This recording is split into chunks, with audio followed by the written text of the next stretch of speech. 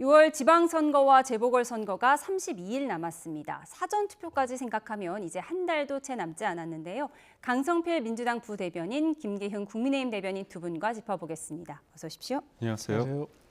네, 마지막까지 비어있던 지방선거 대진표가 채워졌습니다. 국민의힘 경기지사 후보가 양향자 최고위원으로 확정되면서 이제 민주당 추미애, 국민의힘 양향자, 개혁신당 조응천 이렇게 3파전을 치르게 됐습니다. 네, 많이 기다렸습니다. 국민의힘 어떤 후보가 나올지 기대 많이 했는데 어쨌든 이번에 경기지사 후보는 최초로 여성 경기도지사가 탄생을 할 것 같다는 느낌이 들고 있습니다. 근데 이제 제가 그 경기지사 후보 토론을 봤어요, 국민의힘. 근데 제가 조금 아쉬웠던 거는 사실 이제 그 양향자 후보와 또 다른 후보가 뭐 당적 변경 관련해 가지고 좀 논쟁을 하는 과정에서 뭐 고소고발 이런 얘기도 나오는데 이거 내가 나무 위키에서 확인했다 그러는 거예요. 근데 사실 나무 위키는 누구나 작성할 수 있는 거기 때문에 객관성이 좀 떨어지는 거거든요. 그리고 두 번째로는 그 어떤 다른 분이 뭐 양향자 후보에게 삼성전자 뭐 생산직 출신이라서 뭐 모르는 것 같은데 나는 뭐 사무직 출신이어서 프라이드가 있다 뭐 이런 뉘앙스의 얘기를 하셨는데 이런 것을 들으면서 사실 좀 불편한 면이 있었습니다. 그래서 이러한 것들이 이제 국민의힘 안에서도 조금 건전한 비판으로 이어져서 좀 소화될 수 있었으면 좋겠고 어쨌든 양향자 후보 저희 민주당에서 가신 분인데 어쨌든 선의의 경쟁을 정책적으로 했으면 좋겠다 이런 생각했습니다. 예, 양향자 최고위원은 사실 처음부터 출사표를 던졌는데 네. 국민의힘에서 뭔가 마뜩치 않았는지 이 기한까지 연장해가면서 이성배 전 MBC 아나운서를 추가 공모를 통해 받기도 네. 했었거든요. 그런데 결국은 또 양향자 최고위원이 후보가 됐어요. 이 그러니까 과정은 어떤 저희가 거죠? 마땅치 않아서 그런 게 아니고요. 많은 분들이 또 경쟁을 해서 내가 누군가 이기게 되면 그 사람을 통해서 내가 커지는 거잖아요. 제가 지더라도 그 상대방은 저를 통해서 더 커지는 거기 때문에 그리고 더 많은 기사가 나올 수 있습니다. 그래서 요번에 이제 경기도 지사 지방선거에 있어서 그 일종의 구도를 보면 일꾼 대 싸움꾼. 그러니까 양향자 전 의원 후보 같은 경우는 어떻습니까? 삼성전자 반도체 관련해서 고졸 신화를 이뤄낸 사람입니다. 대한민국 반도체, 대한민국의 먹거리를 실질적으로 이뤄낸 사람 아닙니까? 네. 성과가 있는 사람이고요.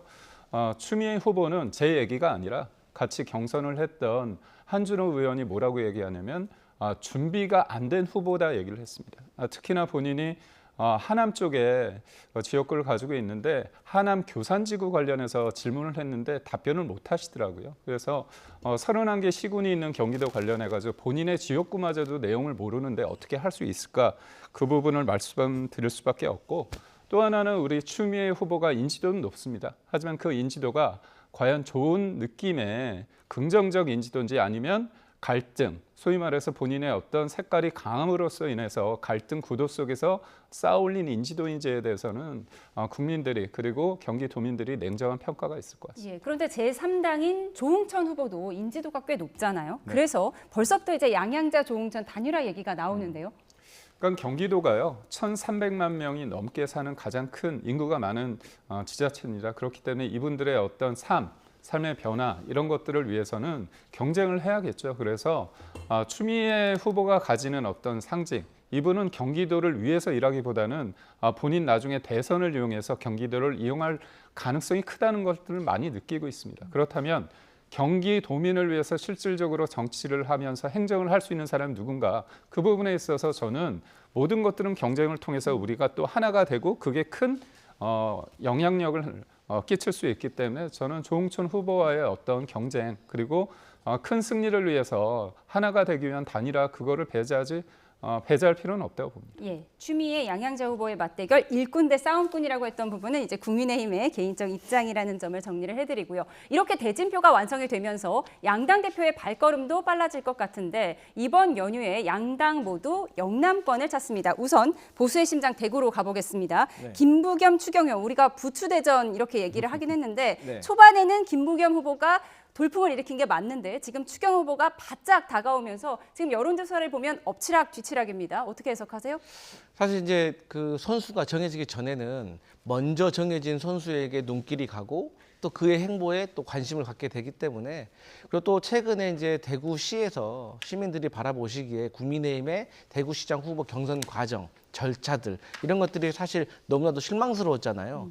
그에 비해서 저희 민주당의 김부겸 후보 같은 경우는 그야말로 누가 보더라도 뭐 국민의힘 후보들조차도 인격적으로 훌륭하고 또 총리에 장관까지 지냈고 또 지역 타파를 위해서 오랫동안 힘썼던 좀 진정성 있는 정치인이라는 것을 알고 있기 때문에, 또 무엇보다 이재명 대통령과 잘 협력을 해가지고 지금 GRDP 30년째 가장 최하위에는 대구를 발전시킬 수 있는 현금 수표다 이렇게 생각을 하고 있기 때문에 좀 지지율이 높게 나왔는데, 결국에는 결집하면서 지지율이 엎치락뒤치락 할 걸 저희가 예상을 하고 있었습니다. 그렇기 때문에 저희가 진정성을 가지고 이번만은 정말 김부겸 뽑아가지고 대구 발전 한번 시켜봅시다. 뭐 다음은 다음에 생각하고 이번 한 번만 써주십시오. 또 이런 슬로건을 내밀고 있기 때문에 대구 시민들이 국민의힘에게는 회초리를 쳐서 다시 살아날 수 있는 기회를 주고 대구 발전을 김부겸을 통해서 한번 해보겠다라고 마음 내리실 것 같습니다. 예, 보수의 심장 대구가 격전지가 됐다는 건 국민의힘 입장에선 좀 자존심 상하는 일이잖아요. 아닙니다. 아니에요? 제가 볼 때 좋은 분이 와서 선의 경쟁을 통해서 주목도를 높이면 되고요. 거기에 어떤 분위기가 상승되면서 전체적인 판을 이끌 수 있다고 봅니다. 대구에서 흔들렸잖아요. 그렇지만 그게 비온 뒤에 땅이 단단해지는 게 있지 않습니까? 지금 영남 쪽에서 분위기가 많이 좋아지고 있습니다. 근데 그 분위기가 좋아지는 이유가 뭐냐면 이재명 대통령과 민주당의 오만에서 비롯됐다고 봅니다. 한 예로 지금 공소 취소를 위해서 특검을 하겠다는 거 아닙니까? 그게 다른 게 아니라 이재명 대통령의 어떤 재판 관련해서 삭제하기 위한 어떤 수순이잖아요. 그러면 모든 국민은 법 앞에 평등하고 누구도 법 위에 군림할 수 없다는 게 기본적인 원칙이 지금 흔들리고 있습니다. 그러면 보수의 상징으로서의 대구 시민 입장에서 지역 발전 중요합니다. 그렇지만 민주당 입장에서 이 흔들리는, 어떻게 보면 사법부도 흔들리고 있고 전체적으로 이 대한민국이 과연 이대로 가는 게 맞을 것인가에 대한 근본적인 질문에 대해서 대구 민심이 다시 한번 똘똘 뭉칠 수밖에 없다고 보고 있거든요. 그리고 또 하나 말씀은 김부겸 후보가 대구시장이 됐을 때는 다 줄 것처럼 말씀을 하시고 만약에 국민의힘 추경호 후보가 대구시장이 되면 안 주실 겁니까? 저는 그건 아니라고 봐요. 주실 겁니다. 그렇기 때문에 예를 들어서 대구 군공항 이전 관련해서 2,700억의 어떤 예산이 책정이 됐었는데 그거를 이번에 안 해줬습니다. 그리고 대구하고 경북 통합 관련해서도 기초단체 쪽에서 약간 반발은 있었지만 전반적인 건 해달라는 거였습니다. 해주지 않지 않습니까? 그렇기 때문에 뭐 해주겠다 하는 식으로 대구 시민들을 현혹시키는 건 대구 시민들의 자존심을 짓밟는 거다 이렇게 봅니다. 예, 정청래 대표가 이번 연휴 기간에 이제 접전지를 찾는다고 합니다. 대구, 경북, 부산, 경남 순회한다고 하는데 좀 부산을 보면요. 오늘 장동혁 대표가 그동안 여의도에만 맴돈다는 비판이 있었는데 부산 박형준 부산시장 후보 개소식에 참석을 한다고 해요.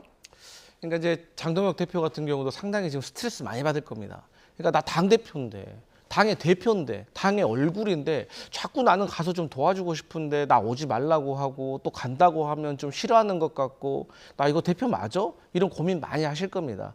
근데 이제 그런 과정까지 가는 결과에 대해서 본인도 한번 돌아볼 필요가 있다라고 생각을 하고, 그럼에도 불구하고 본인이 대표이기 때문에 그래도 부산이라고 하면 어쨌든 국민의힘의 강세 지역이기 때문에 본인으로서 한 번쯤 방문해가지고 박형준 시장과 관련해서 어떤 힘을 실어줄 수 있는 그런 발언을 할 걸로 예상이 되는데 그게 과연 박형준 시장에게 득이 될지는 저희 민주당 입장에서는 의문입니다.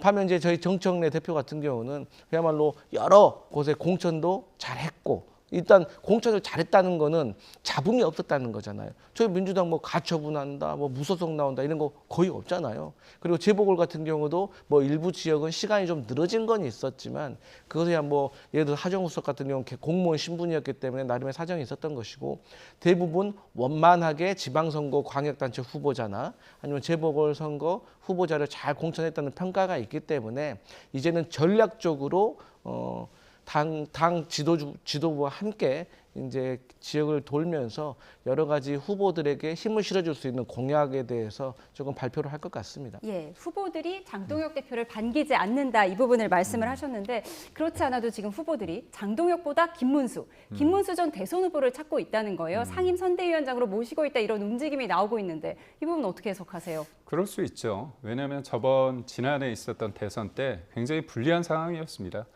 계엄 이후에 이뤄진 조기 선거에서 김문수 후보 사실 예전에 대권 주자라고 생각했던 분이 몇이나 되겠습니까? 그런데 갑자기 등장을 하셨죠. 그런데 40% 넘는 전국 단위에서 지지율을 받았습니다. 그렇다면 우리 당에서는 굉장히 소중한 자산입니다. 예. 그러면 이분을 통해 가지고 선대위를 꾸리는 데 있어서 상임 선대위원장 하는 거 굉장히 잘하는 거 아닙니까?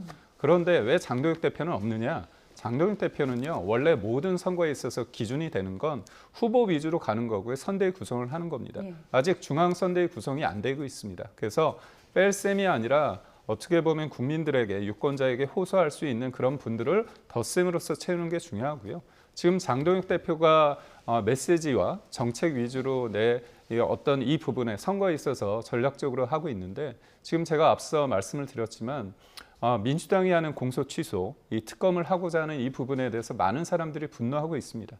장동혁 대표의 목소리를 키우고 장동혁 대표의 공간을 키우는 게 민주당의 이 오만이라고 저는 생각합니다. 예, 이 부분 뭐 반론 있으시면 듣겠습니다.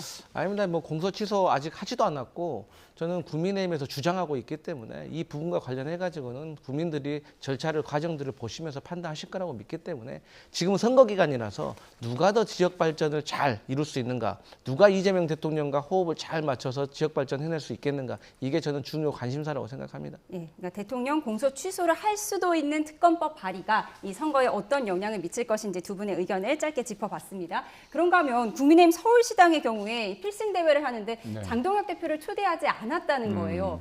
이 부분을 또 어떻게 해석해야 할지요? 초대하지 않은 거 그런 걸 떠나서 일정이 있었습니다. 뭐냐면 소상공인 관련해서 정책 과제를 전달하는 그런 행사가 있었고요. 그래서 장동혁 대표는 그 행사에 갔고요. 그리고 또 송은석 원내대표 같은 경우는 노량진에서 민생 네. 관련해 가지고 일정이 있었습니다. 그래서 일종의 이제 갈등 양상으로 이제 그런 구도를 보겠다고 한다면, 예를 들어서 부산이나 대구 요번에 가고 있거든요. 그렇다면 그거는 어떻게 해석을 하겠습니까? 그래서 모든 일정에 대해서는 자체적인 어떤 정무적인 판단을 하는 겁니다. 그리고 또 하나, 장동혁 대표가 가지는 여러 가지 비판의 목소리도 있지만 장동혁 대표가 당원들에 의해서 뽑힌 어떻게 보면 정당성 있는 후보입니다. 그러면 지금 선거는 어떻게 이기겠습니까? 소위 말해서 이제 집토끼도 있고 산토끼도 있는 거잖아요. 네. 그렇다면 가장 근본이 되고 있는 이 집토끼 관련해 가지고 이걸 무시할 수 없는 상황입니다. 그렇기 때문에 지금의 당 지도부에 대해서 비판을 넘어서 과도하게 감정적으로 공격하는 거에, 그러니까 저는 민주당에서는 할 수 있다고 봐요. 할 수 있죠. 당이 다르니까. 그렇지만 당내에서 이렇게 과하게 감정적으로 비판하는 것이 과연 국민의힘의 선거 승리에 있어서 어떤 도움이 되는지는 그 비판하시는 분이 조금 고민하셔야 되지 않을까 싶습니다. 집토끼, 산토끼를 다 잡아야 되는 고민이 반영된 게 오세훈 서울시장 후보의 옷이 아닐까 싶습니다. 네. 빨간색, 녹색, 흰색, 3톤으로 돌려 입는다고 하더라고요. 그러니까 이제 오세훈 후보의 어떤 그 색깔이 바뀌는 것이, 그러니까 국민의힘의 내용이 저렇게 세다, 좀 심각한 수준에 있다라는 것을 보여주는 것이고, 사실 뭐 저희가 굳이 이렇게 말하지 않아도 이 서울시장 후보로 선출되는 그 과정만 보더라도 사실 이미 국민들, 특히 서울 시민들은 알고 있을 거라고 봐요. 그러니까 제가 얼마 전에 뭐 필승 대회인가 무슨 지금 화면에 나오고 있는 그 장면도 제가 기사로 봤었는데, 이때도 보면은 사실 그 과거에 빨간색을 쫙 빼입고 서로 간에 어떤 결의를 다지는 그 모습보다는 서로가 어떤 분은 하얀색, 어떤 분은 빨간색, 또 어떤 국회의원은 파란 넥타이를 또 차고 왔더라고요. 또 어떤 분은 검은색 옷을 입고 오고. 그래서 저는 이런 모습들이 확실히 국민의힘이 어떤 윤석열과 절연을 하냐 마느냐 이런 걸 두고 확실히 아직도 갈등 관계에 있구나라고 보여지고 있고, 그럼에도 불구하고 저는 오세훈 서울시장 후보가 저희 정원호 후보와 함께 이 서울 시민들이 가장 궁금해하는 부동산 정책, 재개발, 재건축을 어떻게 빨리 잘 해낼 것인지에 대해서 좀 선의의 경쟁을 좀 했으면 좋겠다. 빨리 그 전열을 정비하셔라. 이런 말씀 드리고 싶습니다. 예, 지자체장 선거 못지않게 미니 총선으로 치러질 재보궐도 관심인데요. 가장 핫플로 떠오른 부산 북갑 이야기부터 해보겠습니다. 아무리 여러 가지 말로 포장을 하더라도 네. 보수 단일화 여부가 관건일 수밖에 없는 상황이에요. 그런데 국민의힘 박민식, 이영풍 예비후보에게 경선 면접에서 한동훈이랑 단일화 할 거냐 말 거냐 이것부터 물어봤다는 거예요. 물어볼 수 있죠. 왜냐하면 당의 후보입니다. 당의 후보라면 최선을 다해서 국민의힘의 깃발로 승리하는 게 맞는 거 아닙니까? 제가 만약에 북구갑에 나오는데 면접을 보는데 그런 질문이 나오면 완주하겠다 얘기하는 게 상식입니다. 그리고 그렇게 해야겠죠. 그리고 이게 터무니없는 게 아니라 여론조사에면 잘 나오고 있습니다. 그리고 무엇보다도 제일 중요한 건 박민식 전 의원이 명분이 있다는 겁니다. 이제까지 4번에 걸쳐서 전재수 의원과 어떤 선거를 치러서 2번을 이겼습니다. 그리고 2번을 졌죠.